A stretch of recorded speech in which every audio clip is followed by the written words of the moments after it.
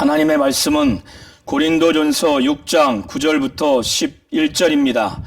불의한 자가 하나님의 나라를 유업으로 받지 못할 줄을 알지 못하느냐? 미혹을 받지 말라.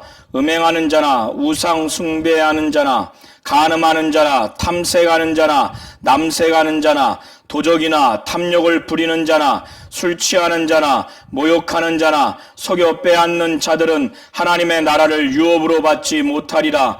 너희 중에 이와 같은 자들이 있더니 주 예수 그리스도의 이름과 우리 하나님의 성령 안에서 씻음과 거룩함과 의롭다 하심을 받았느니라. 아멘. 하나님은 불의한 자들에게는 하나님의 나라를 유업으로 주시지 않습니다. 하나님은 불의한 자가 하나님의 나라에 들어가도록 하시는 분이 아니라는 것입니다.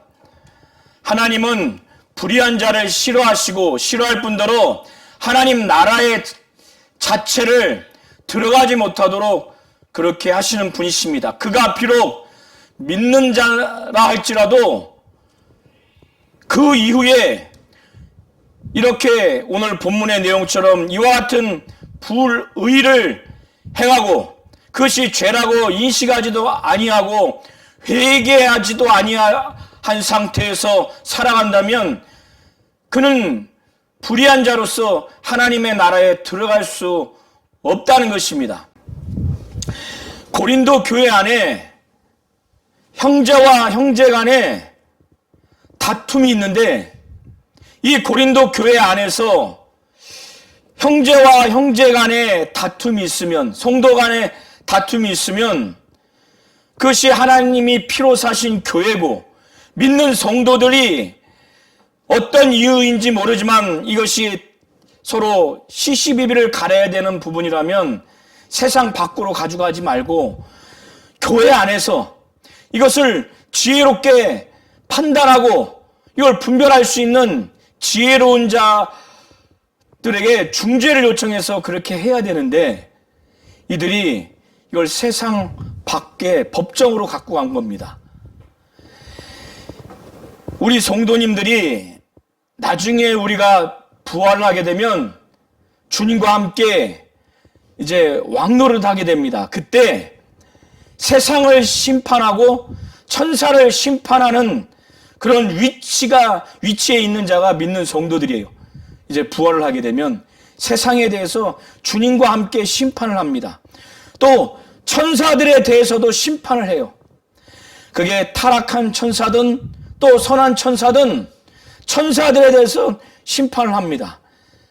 이 세상에서도 심판자, 재판관이라고 하면 보통 사람들보다 현명하고 지혜롭고 경험을 직간접적으로 구비해야 그걸 판단할 수가 있습니다. 이 세상에서도 어떤 것을 재판하는 사람도 굉장한 능력과 자질을 요구해요. 우리 믿는 성도가 주님과 함께 세상을 판단하고 천사를 판단한다고 했을 때 우리의 신분, 우리의 위치, 우리의 권세가 어떠하겠느냐 이거예요. 이 세상에 뛰어난 판사, 재판관도 아무 경험도 없고 지식이 없는 자에게 자기 사건을 그에게 판단해달라고 가지 않습니다. 그런 것처럼 교회라고 하는 것은 믿는 성도들은 부활하게 되면 주님과 함께 세상을 심판하고 천사를 심판하는 위치와 권세와 그 능력이 있는데 아니 이런 위치에 있는 성도들이 자기들 안에 교회 안에서의 문제를 판단의 대상인 그 세상 안에 있는 저 믿음이 없고 주의 몸된 교회조차도 알지 못하는 예수에 대해서 알지 못하고 하나님에 대해서 알지 못하는 그들에게 교회 안에 일을 가지고 나가게 된 상황을 두고 사도 바울은 아주 답답하게 여기는 걸 넘어서 몹시 심기가 안 좋습니다. 그래서 사도 바울은 너희 중에 누가 다른 이와 더불어 다툼이 있는데 구태여 아주 구태여 불의한 자들 앞에서 고발하고 성도 앞에서 하지 않느냐. 여기서 불의한 자는 하나님의 의로우심이 없는 믿지 아니하는 세상 재판관들을 두고 말하는 겁니다. 그들을 불의한 자라고 사도 바울은 표현한 겁니다. 성도가 세상을 판단할 것을 너희가 알지 못하느냐. 세상도 너희에게 판단을 받거든 지극히 작은 일 판단하기를 감당하지 못하겠느냐. 감당할 수 있어야 된다는 거예요. 사도 바울이. 우리가 천사를 판단할 것을 너희가 알지 못하느냐. 그러하거든 하물며 세상 일이라. 그런즉 너희가 세상 사건이 있을 때 교회에서 경히 여김을 받는 자들을 세우느냐. 여기서 재판관을 경히 여기는 자라고 표현되는데 이것은 하시하고 폄하하는 그런 차원에서 말하는 것이 아니라 교회라고 하는 것은 하나님의 성전입니다. 주님의 몸된 교회요. 세상의 지식과 경험으로 결단코 알 수 없는 이 주의 몸된 교회 안에서 일어난 그리스도의 몸된 지체인 성도들 간에 있는 이 영적인 일들을 이렇게 중요한 것들을 하나님이 가르쳐 주시지 않으면 이걸 판단할 수 없어요.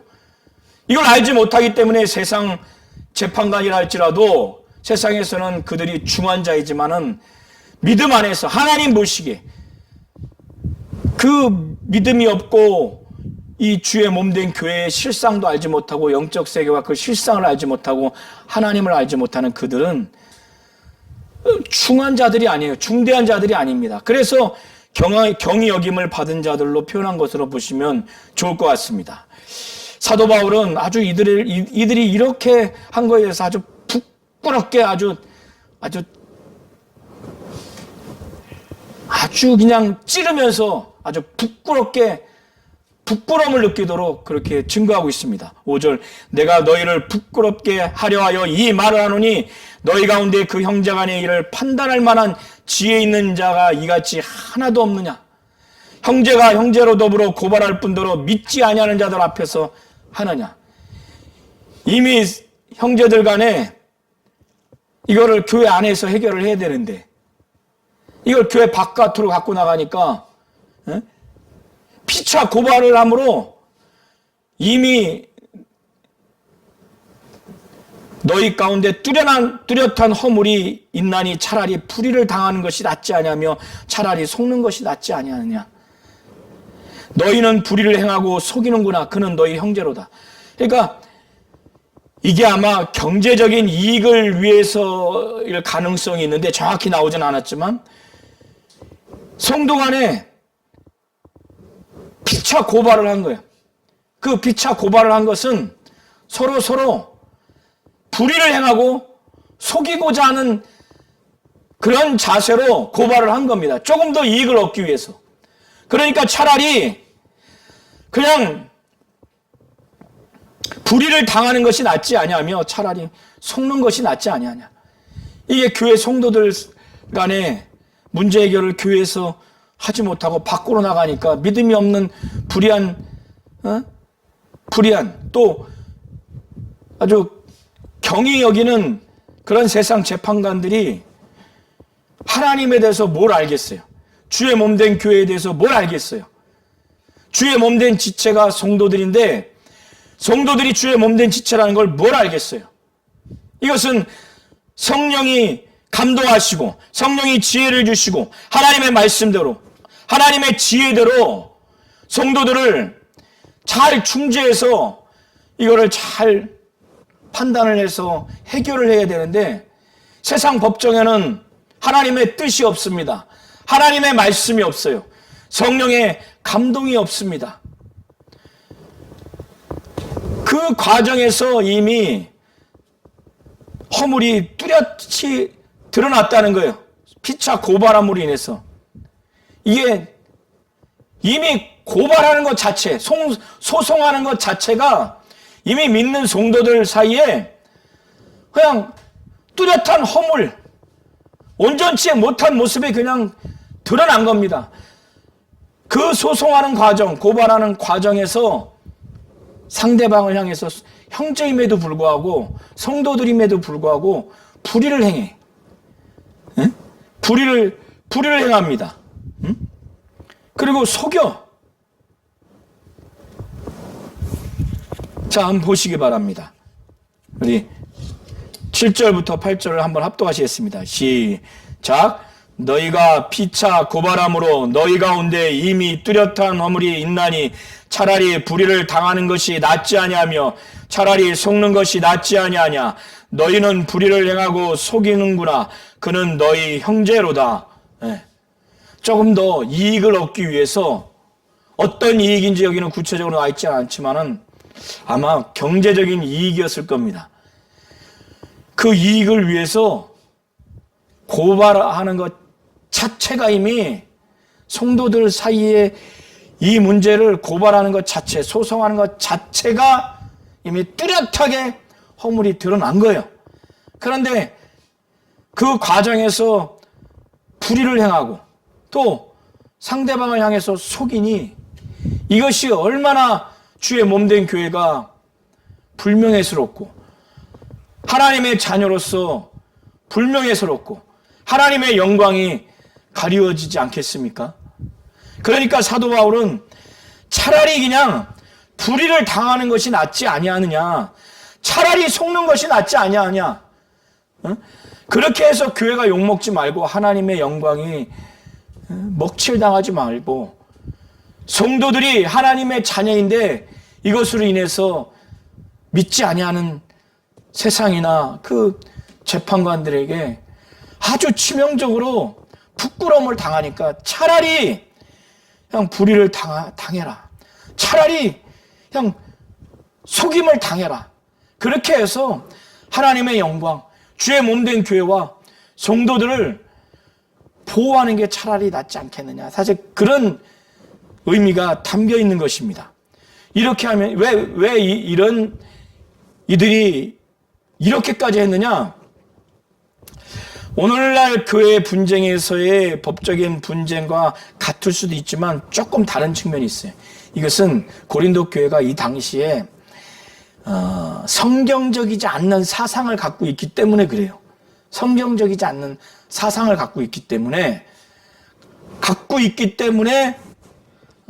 하는 겁니다. 이들이 교회를 보존하기 위해서, 주의 몸된 교회를 위해서 법적 분쟁을 하는 게 아니에요. 순순히 자신들의 이익을 위해서 그렇게 하는 겁니다. 이들은 뭐냐면 이 당시에 갖고 있던 사상, 여러 학자들이 말하는 사상이 어떤 거냐면 영과 육을 철저하게 분리해요. 분리해서 영은 지금 영혼의 상태는 아주 완벽한 상태라고 생각을 하는 거예요. 영혼은 완벽하게 구원받았기 때문에 받았고 이 육체는 이 영에 아무런 영향을 줄 수 없다고 생각하는 거예요. 영의 구원에 더 이상 어떤 영향을 줄 수 없다고 생각하는 거예요. 그리고 이 육체를 좀 더 더럽게 생각을 해요.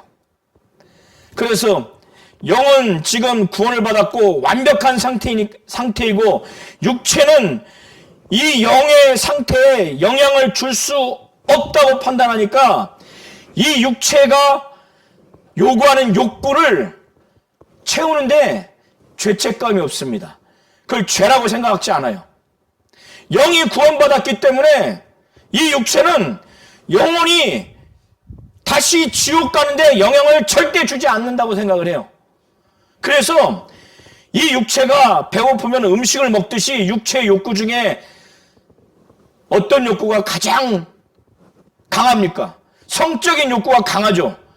그러니까 성적인 욕구를 채우기 위해서 창녀들과 간음하는 행위를 해요. 그렇게 해도 이 영혼이 구원받는 데서 아무런 영향을 주지 않는다고 생각하는 거예요. 육체가 식욕이 있어서 먹는 것처럼 성욕도 그렇게 풀어야 된다고 생각을 하는 겁니다. 이런 생각을 이들이 갖고 있어요. 이런 사상을. 그런데 사도 바울은 9절부터 11절에 오늘 본문처럼 뭐라고 하냐면 이렇게 성령 받고 은사도 많이 받고 또 구원을 얻었다 할지라도 불의한 자로서 불의를 행하게 되고 절대로 회개하지 않으면, 죄라고 인정하지 않고 회개하지 않으면 절대 구원받을 수 없다고 사도 바울은 하나님으로부터 뜻을 받들어서 하나님의 말씀을 지금 아주 명확하게 증거합니다. 성령 받고 회개하고 구원받았고 했다 할지라도 이런 사상을 가지고 불의를 하면 하나님의 나라를 유업으로 받지 못한다고, 받지 못할 줄을 알지 못하느냐? 알지 못해? 불의한 자가 하나님의 나라를 유업으로 받지 못한다. 에이, 사도 바울 너무 심하네요. 아니야! 불의한 자는 하나님의 나라를 유업으로 받지 못해. 저 성령 받았는데요? 귀신도 쫓았는데요? 방언도 하는데요? 사도 바울은 아니야! 미혹받지 마라! 성령 받고 방언만 하고 구원받았다 할지라도 이런 사상을 가지고 영향을 받아서 미혹받아서 계속 음행하면, 우상 숭배하면, 나 영혼은 구원받았으니까 우상 숭배해도 되고, 우상 숭배가 죄가 아니야. 우상 숭배, 이런 상태에서 죽을 때까지 우상 숭배하면 지옥 간다는 거예요. 하나님의 나를 유업으로 못 받는다는 거예요.